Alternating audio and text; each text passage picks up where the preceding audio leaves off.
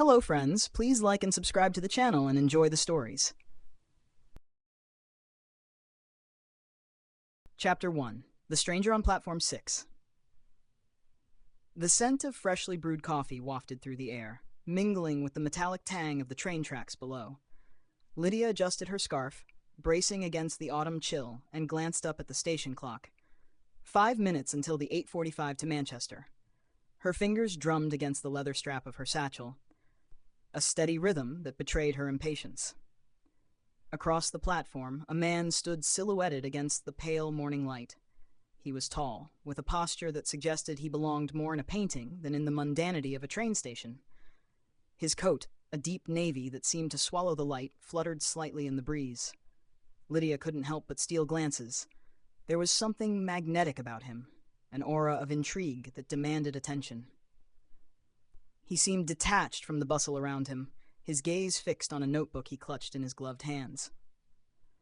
Her train arrived with a screeching halt, the doors hissing open to release a stream of passengers. But instead of stepping aboard, Lydia hesitated. Her curiosity about the man on the opposite platform rooted her in place. The man looked up then as if sensing her stare. Their eyes met, and a flicker of recognition crossed his face. He smiled, not the polite smile of a stranger, but something warmer, almost conspiratorial.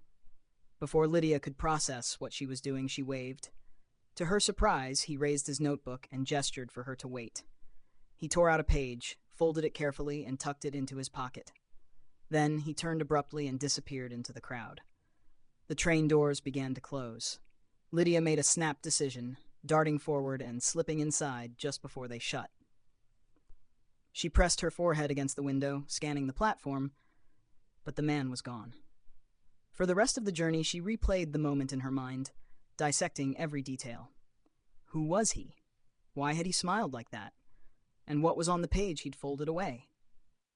By the time she reached Manchester, Lydia's curiosity had bloomed into obsession. She stepped off the train, her eyes scanning the crowd for any sign of him. Then, as if fate had decided to toy with her, she saw the folded page lying on the bench near the station exit. She picked it up, her hands trembling. The paper was old, slightly yellowed, with a faint scent of lavender. Unfolding it carefully, she found a single line written in elegant cursive. "I've been looking for you for a very long time, Lydia. Don't stop now." Her breath caught. She looked around, but there was no one familiar in sight. Her heart raced as a question burned in her mind. How did he know her name? The rest of the day passed in a haze. She couldn't shake the feeling that she was being watched, though every time she turned around, there was no one there. By evening, she had convinced herself it was a coincidence, a trick of the mind. But as she prepared for bed, she noticed something strange. The notebook she always kept by her bedside, blank, pristine, now had a single line scrawled across its first page. "Meet me where the stories begin." Chapter 2. The Library of Whispers. Lydia barely slept that night. The message in her notebook loomed large in her thoughts, as though it glowed faintly in the darkness of her room. She stared at the ceiling, replaying the day's events like a film reel on repeat. Meet me where the stories begin. It was cryptic, but the meaning was clear to Lydia. There was only one place that fit: the old library on Hazelwood Lane. The library had always been a place of solace for her, a sanctuary during her childhood.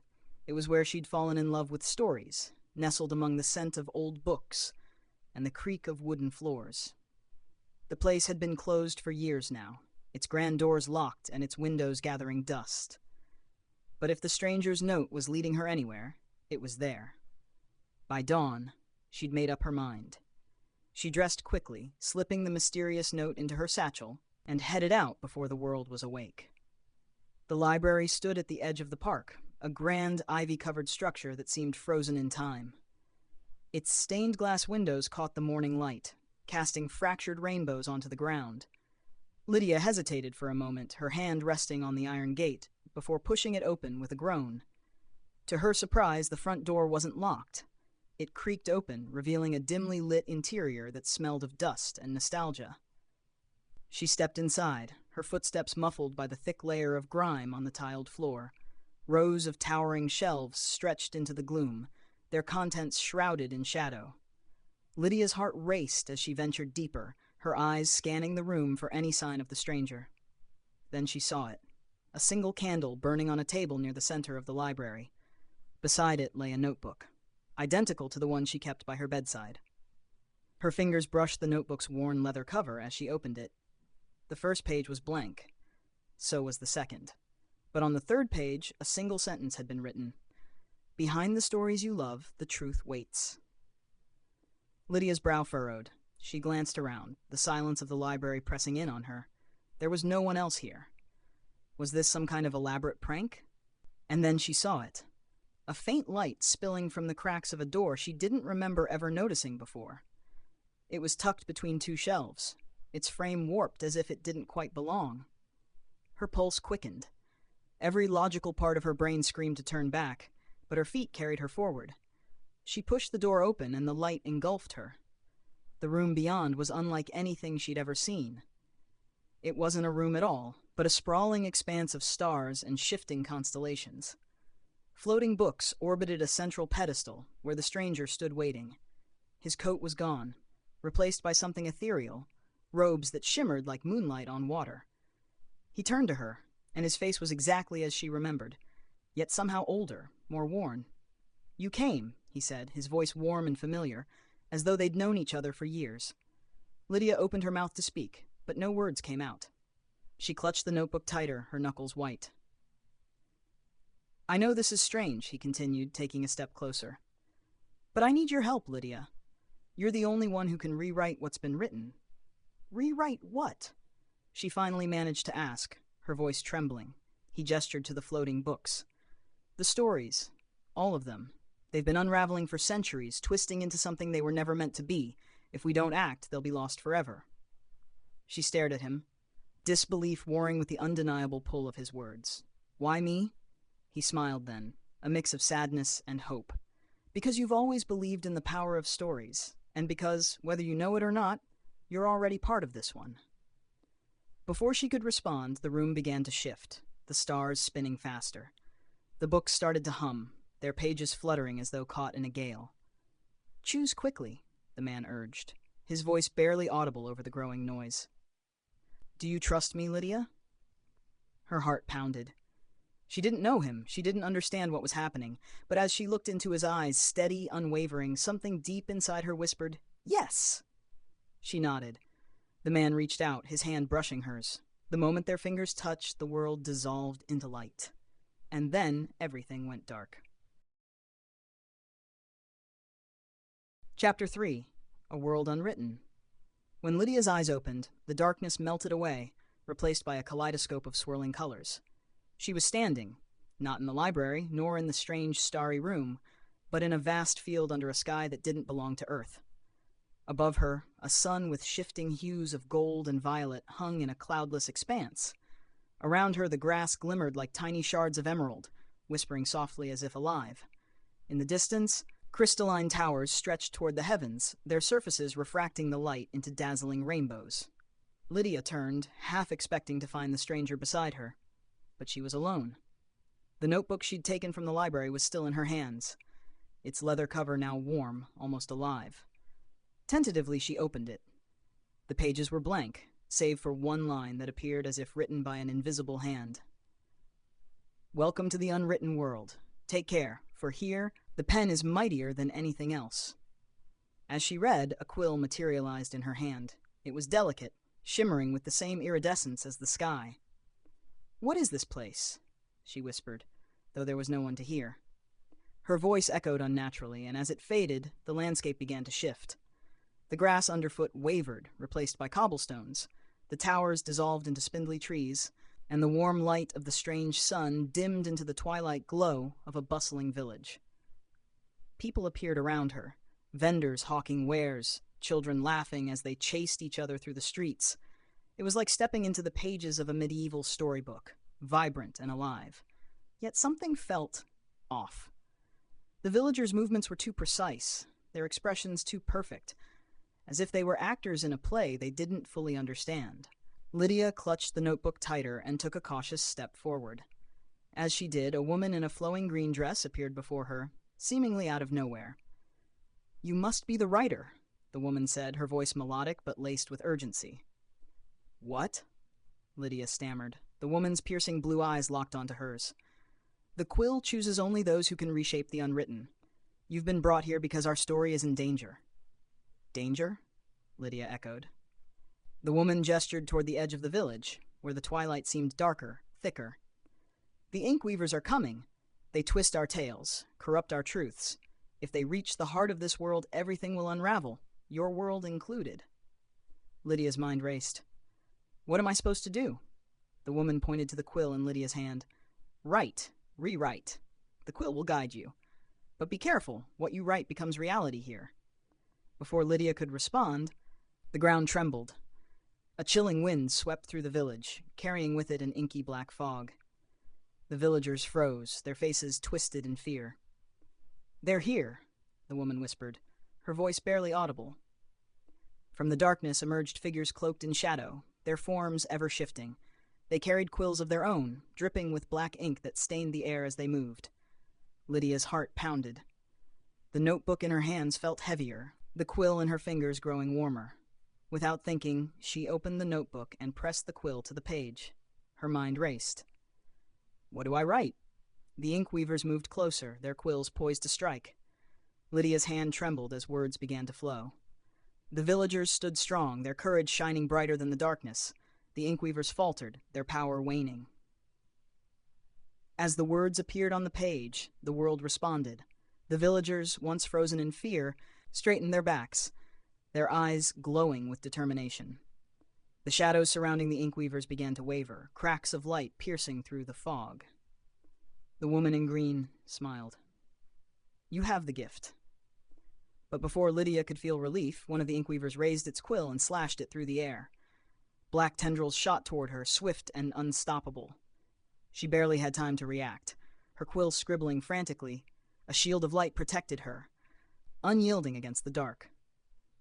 The tendrils collided with an invisible barrier that shimmered like glass, shattering into harmless sparks. Lydia gasped, her hand trembling as she clutched the quill tighter.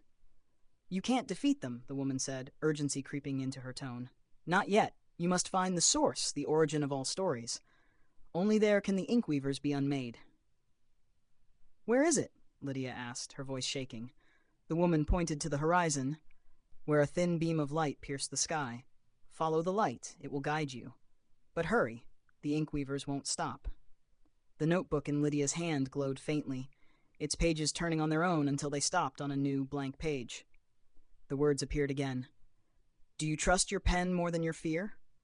Lydia swallowed hard. The villagers were safe for now.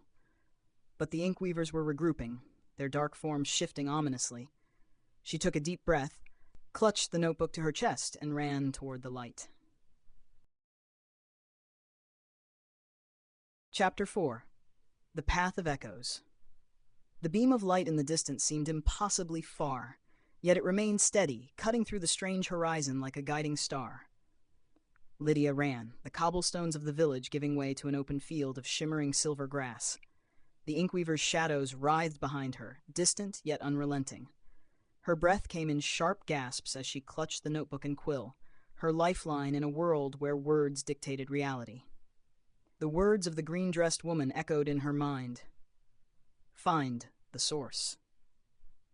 The field stretched endlessly, but as she pressed on, the landscape began to change.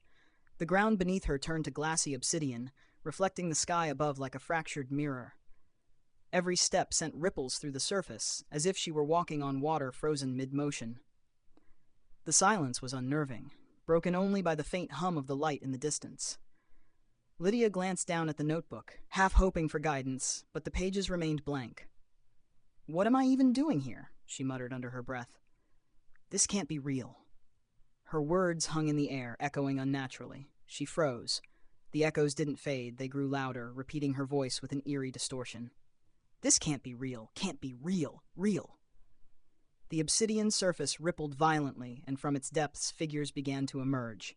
They were reflections of her, distorted, shadowy versions with hollow eyes and twisted smiles. Panic surged through her veins. The figures stepped closer, mimicking her every move. One reached out a hand, its fingers long and claw-like, while its smile widened unnaturally. Instinctively, Lydia opened the notebook and began to write. The reflections dissolved, powerless against her resolve. The ink glowed on the page, and the shadowy figures shuddered. But instead of disappearing, they laughed, a chilling, hollow sound. "Not everything can be rewritten so easily," one of them whispered, its voice a grotesque mockery of her own. Lydia's hands shook as she clutched the quill tighter. She had to think. Her gaze flicked to the light in the distance. "If I can just get there." She scribbled quickly. A path of safety appeared, leading her straight to the light. The ground beneath her shifted.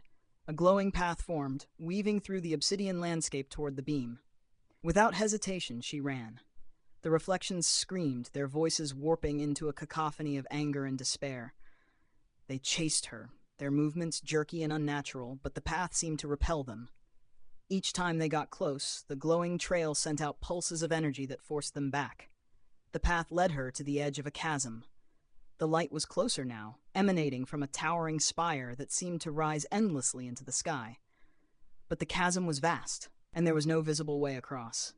Lydia hesitated, looking back. The reflections had stopped at the edge of the path, watching her with unblinking eyes. She turned back to the notebook, her mind racing. A bridge formed, strong and steady, carrying her safely to the spire. Nothing happened. No, she whispered, frantically writing the words again. But the page remained blank, refusing to accept the ink. "You're losing control," one of the reflections taunted, its voice a sing-song mockery. "The closer you get, the harder it will be." Lydia clenched her fists, trying to steady her breathing. The notebook and quill had guided her this far. She couldn't lose faith now. She closed her eyes, focusing on the beam of light. "It's not just about writing what I want, it's about believing in it." She pressed the quill to the page again, her movements deliberate. The bridge was already there, waiting for her to see it. When she opened her eyes, a narrow bridge of shimmering crystal stretched across the chasm. Relief flooded her, but it was fleeting. The reflections were moving again, their forms shifting as they approached the edge of the glowing path. Lydia didn't wait. She stepped onto the bridge, her footsteps echoing like chimes on the crystalline surface. The spire loomed closer with every step, its light pulsing rhythmically like a heartbeat. Halfway across, the bridge began to tremble. Cracks spiderwebbed through the crystal, and Lydia's pulse quickened. "Stay calm," she told herself. "It's part of the story." But the reflections had reached the edge of the chasm. One by one, they stepped onto the bridge, their weight making the cracks spread faster. Lydia turned, gripping the notebook. She had no time to think, only to act. The bridge held firm, unbreakable against the darkness. The cracks stopped spreading, and the bridge steadied. But the reflections didn't slow. They moved faster now, their twisted forms gaining on her. Desperation fueled her as she scribbled another line. A barrier of light rose behind her, blocking the reflection's path. The notebook resisted at first, the ink fading almost as quickly as she wrote it. But as she pressed harder, the words finally took hold. A wall of radiant light erupted from the bridge, cutting off the reflections. Lydia didn't wait to see if it would hold. She ran, her breath ragged until she finally reached the base of the spire. The light was blinding up close, but she forced herself to look. A door materialized before her, its surface etched with intricate symbols that shifted like living ink. She placed her hand against it, and the notebook glowed in response. The door opened, revealing a spiraling staircase of light leading upward. With one last glance over her shoulder, where the reflections writhed in frustration behind the barrier, Lydia stepped inside and began to climb. Chapter 5. The Heart of All Stories. The spiral staircase seemed endless. Each step was translucent, glowing faintly beneath Lydia's feet, and as she climbed, the air grew warmer, charged with an energy that made her skin tingle. The notebook in her hand pulsed faintly as though alive, and the quill shimmered with a light that matched the staircase. Lydia lost track of how long she'd been ascending. Time felt irrelevant here, stretched and distorted like a story being rewritten mid-telling. But finally, the stairs ended at a circular platform suspended in an endless void. In the center of the platform stood a pedestal carved from gleaming white stone. Upon it rested a massive book, its cover shimmering with a kaleidoscope of colors, constantly shifting, like the surface of a soap bubble in sunlight. This had to be it. The source. She stepped closer, her heartbeat loud in her ears. The book exuded an aura of immense power, and Lydia felt both drawn to it and terrified of what it might contain. As she reached to touch the cover, a voice echoed around her, deep, resonant, and commanding. "You have come far, Lydia." She spun around, her eyes searching the void. A figure emerged from the shadows, stepping onto the platform. It was the stranger, the man from the train station. But now he looked different. His robes shimmered like the spire itself, and his eyes glowed with a faint golden light. "You again?" Lydia said, her voice trembling. "Who are you? What is this place?" "I am a keeper," he said simply, his voice calm but heavy with meaning. "This is the heart of all stories, the source of every tale ever told and yet to be told." Lydia's gaze flicked back to the book on the pedestal. "And you brought me here to rewrite it?" The keeper smiled faintly. "Not exactly. The source does not need rewriting, it needs protecting. The Inkweavers seek to corrupt it, to twist the very fabric of storytelling into something dark and destructive. You were brought here because you have the gift to wield the pen, to shape the unwritten." "But I barely know what I'm doing," Lydia exclaimed. "I've been stumbling through this, guessing my way forward. Why me?" "Because your belief in stories is pure," the keeper said. "You understand their power, not just as entertainment, but as truth, as connection. That is what makes you unique." Before Lydia could respond, the platform trembled. The air grew heavy, and a chilling wind swept through the void. The Inkweavers had arrived.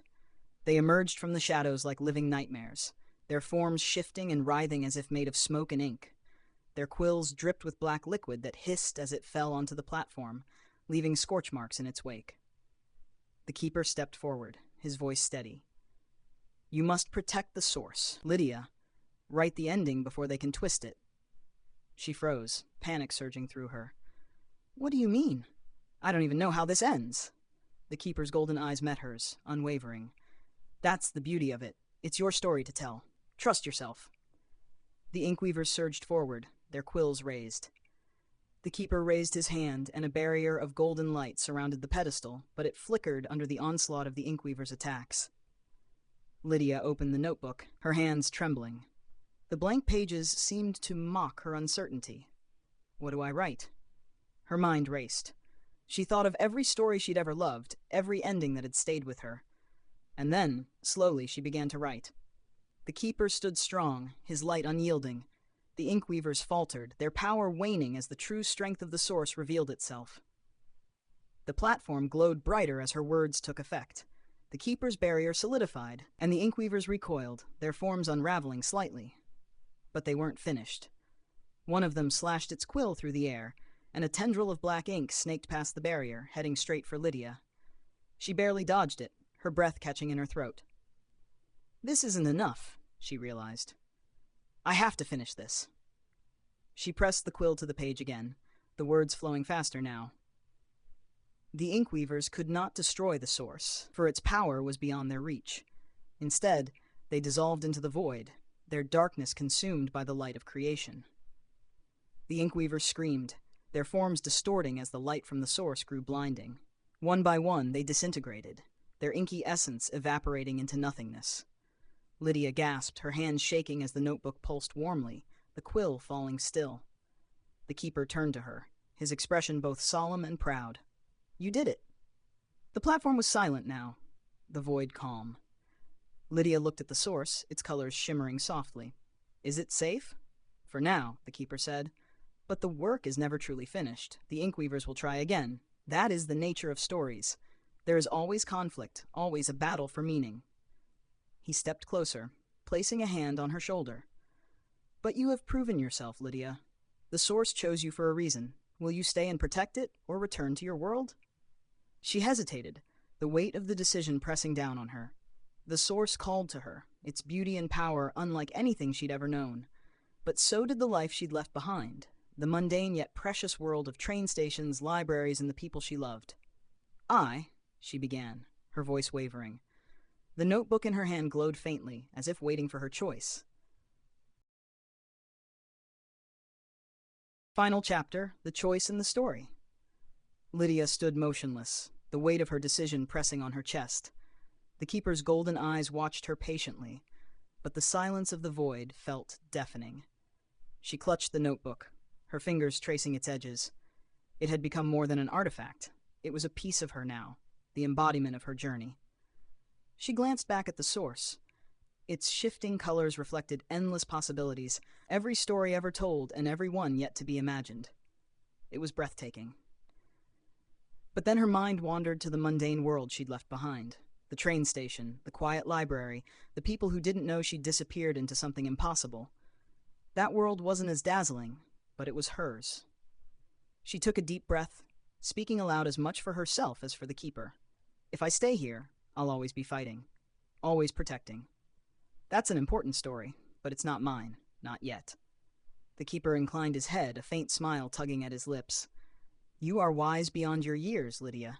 The source will always be here, and so will the Unwritten. If the time comes when you are needed again, the quill will find you. Lydia's heart swelled with relief, gratitude, and a bittersweet ache. She didn't want to leave this place entirely, but she knew what she had to do. What happens now? She asked, her voice trembling. The keeper gestured to the notebook. Write your return. The story is yours to shape. Lydia opened the notebook to its last blank page, her quill hovering above it. For a moment, she hesitated. Then, with a surge of clarity, she began to write. Lydia returned to her world, her heart forever changed. Though the memory of the source would fade, its lessons remained etched into her soul, guiding her to see the extraordinary in the ordinary. The words glowed brightly, and the platform around her began to dissolve. The keeper's form shimmered, becoming part of the light. Thank you, Lydia, he said softly, his voice fading. Remember, your story is far from over. The light enveloped her completely, and for a moment there was nothing but warmth and silence. When Lydia opened her eyes, she was sitting on a bench in the train station. The bustling crowd moved around her, their faces familiar and comforting in their mundanity. She looked down and saw the notebook in her lap, its leather cover ordinary once more. The quill was gone. Her heart sank for a moment, but then she noticed something written on the first page. The world is full of stories, Lydia. Go live yours. She smiled, closing the notebook and tucking it into her bag. As she stood, the train she had been waiting for pulled into the station. Its doors slid open with a soft hiss, and without hesitation, Lydia stepped inside. The world outside the window sped past, ordinary and beautiful. Lydia's fingers itched for a pen, her mind already swirling with new ideas. She didn't know where her journey would take her, but for the first time, she felt ready to write her own story. And perhaps, one day, the quill would find her again.